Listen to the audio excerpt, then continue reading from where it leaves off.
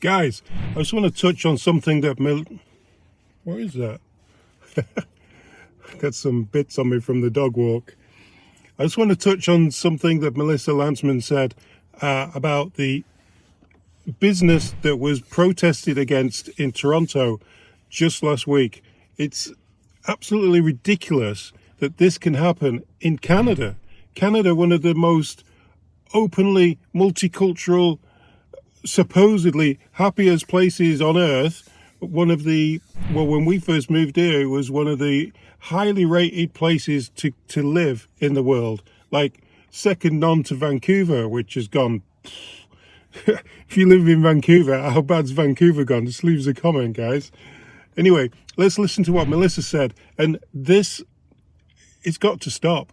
This sort of thing can't happen. I bet if all these people who went to protest outside this business, I'm not going to say who they are or what the business was, you'll find out when Melissa speaks. And because of what's going on what's currently going on in the news at the moment, you might click on. It shouldn't be happening. This shouldn't be happening. Like I said, if these people had turned up in trucks and got out and started protesting a store or a school or businesses or a church or something religious, you get into what I'm talking about now.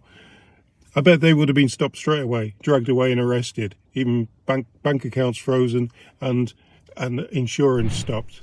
Yeah, I don't know how some people get away with this stuff and other people get arrested for it. I don't get it.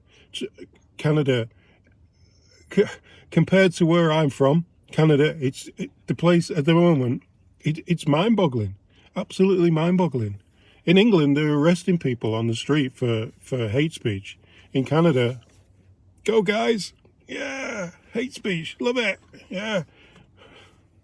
Let's have a listen to Melissa. Imagine having lunch in a Jewish-owned business in downtown Toronto only to be shouted at because you're Jewish. Imagine being harassed outside your children's school where you've been told that they would be safe as they are escorted in by uniformed police officers. Imagine being told you shouldn't come to the office on a Monday morning, or maybe it would be wise to take off the religious identifier that was meant to signify your faith off your front door because it would make you a target.